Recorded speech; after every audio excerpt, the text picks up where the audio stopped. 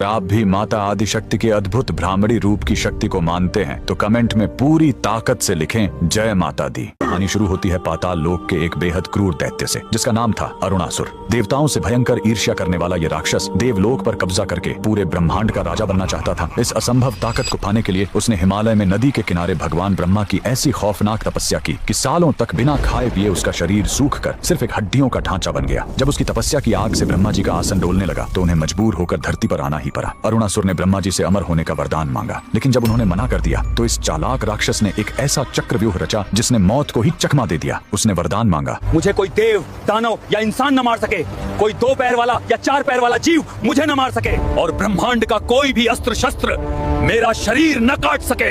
यह असंभव वरदान पाते ही अरुणासुर को लगा कि वो सच में अमर हो गया है। उसने अपनी विशाल राक्षसी सेना लेकर स्वर्ग पर हमला कर दिया और देवताओं को बुरी तरह पीट कर वहां से भगा दिया। लेकिन उसका घमंड यही नहीं रुका। स्वर्ग को रौंदने के बाद उसने साक्षात महादेव के निवास कैलाश पर्वत पर हमला कर दिया। कैलाश पर भगवान शिव और कार्तिकेय ने उससे भयंकर युद्ध किया, लेकिन ब्रह्मा जी के वरदान के कारण शिव जी के बड़े बड़े अस्त्र भी उस पर बेअसर हो रहे थे। जब उस राक्षस का आतंक अपनी चरम सीमा पार कर गया तब उसके वरदान का लॉजिक तोड़ने के लिए साक्षात माता पार्वती ने ब्रह्मांड का सबसे भयंकर अवतार लिया। उन्होंने एक विशाल मधुमक्खी का रूप धारण किया जिसे पुराणों में माता ब्राह्मणी कहा गया है। माता ने कोई शस्त्र नहीं उठाया बल्कि अपने शरीर से करोड़ों जहरीली मधुमक्खियों, भंवरों और ततैयों को पैदा किया और उन सबको उस पापी राक्षस पर टूट पड़ने का आदेश दे दिया। चूंकि मधुमक्खी के 6 पैर होते हैं इसलिए ब्रह्मा जी का 2 या 4 पैर वाला वरदान टूट गया। उन करोड़ों भंवरों ने एक साथ उस अमर राक्षस पर हमला कर दिया और बिना किसी अस्त्र के सिर्फ अपने डंक से उसके शरीर को तब तक नोच नोच कर खाया जब तक वो घमंडी राक्षस एक कंकाल में तब्दील होकर हमेशा के लिए खाक नहीं हो गया।